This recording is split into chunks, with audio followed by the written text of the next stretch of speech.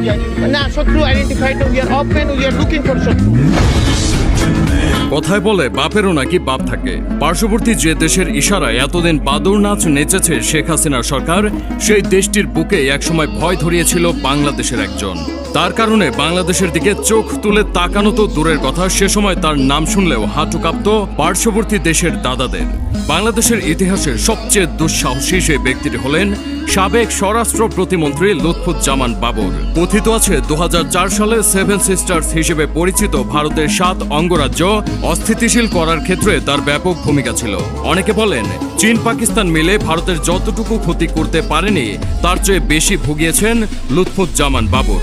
2004 সালে ভারতের এই 7 অঙ্গরাজ্য মূল ভারত থেকে আলাদা হতে বিদ্রোহ করে।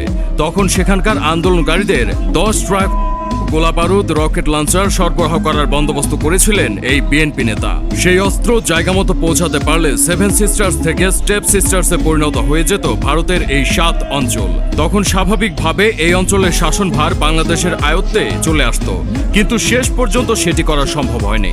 ভারতের বিরুদ্ধে যুদ্ধে সহায়তা করার এই সাহস বাবর পেয়েছিলেন তার একচ্ছত্র ক্ষমতার কারণে। 2001 সালের নির্বাচনে বিএনপির দলীয় প্রার্থী হিসেবে নেত্রকোনা 4 আসন থেকে সাংসদ নির্বাচিত হন লুৎফুজ্জামান বাবর। প্রথমবার বিএনপির হয়ে ইলেকশনে জিতে মন্ত্রিসভার দায়িত্ব পেয়ে যান এই সাবেক নেতা। মাত্র 43 বছর বয়সে তিনি স্বরাষ্ট্র মন্ত্রণালয়ের প্রতিমন্ত্রী হয়ে যান। এর পেছনে বড় কারণ ছিল তৎকালীন প্রধানমন্ত্রী খালেদা জিয়ার পুত্র তারেক রহমানের সাথে তার বিশেষ ঘনিষ্ঠতা। 1991 সালে স্বতন্ত্র প্রার্থী হিসেবে প্রথমবার সংসদের সদস্য পদ লাভ করেন বাবর। এরপর 1996 সালের বিতর্কিত নির্বাচনে তিনি জয়লাভ করলেও নির্বাচন বাতিল হওয়ায় ক্ষমতা ভোগ করা হয়নি তার।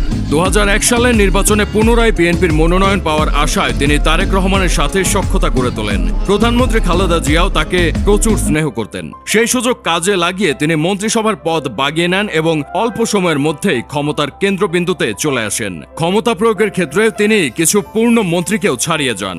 বলা হয়ে থাকে তার দায়িত্বকালে ভারত বাংলাদেশ সীমান্তে সবসময় অস্থিরতা লেগেই থাকত। ভারত একটি করলে পাল্টা দুটি ছুটত বিজিবি।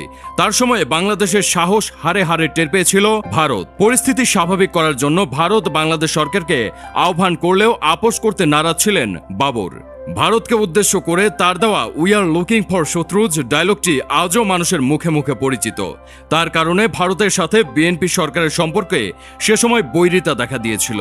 দেশের ভিতরে দুর্নীতিবাজ ও অমনেও সবসময় হার্ড লাইনে ছিলেন প্রতিমন্ত্রী বাবর। তার দায়িত্বকালে বিএনপি সমর্থিত অনেক দুর্নীতিবাজকেও আইনের আওতায় আনা হয়। রাজনীতিতে আসার আগেও দাপুটে জীবনযাপন করেছেন বিএনপির এই খ্যাপাটে নেতা। 1958 সালে নেত্রকোনায় জন্মগ্রহণ করেন লুৎফুজ্জামান বাবর। তার প্রাতিষ্ঠানিক শিক্ষা ছিল এইচএসসি পর্যন্ত। দেশ স্বাধীন হওয়ার পর ঢাকায় চলে আসেন বাবর। কথিত আছে 80-র দশকে বাবর ঢাকা বিমানবন্দর কেন্দ্রিক ব্যবসার সঙ্গে জড়িত ছিলেন। এই ব্যবসা থেকে তিনি প্রচুর অর্থ সম্পদ গড়ে তোলেন। 2008 সালে আওয়ামী লীগ ক্ষমতায় আসলে তাকে একাধিক মামলার আসামি হিসেবে অভিযুক্ত করা হয়। 21 আগস্টের গ্রেনেড মামলায় জড়িত থাকার দায়ে 2018 সালে তাকে মৃত্যুদণ্ড দেওয়া হয়। 2004 সালে ধরা পড়া 10 ট্রাক অস্ত্রের চালান মামলায়ও তাকে ফাঁসির দণ্ড দেওয়া হয়।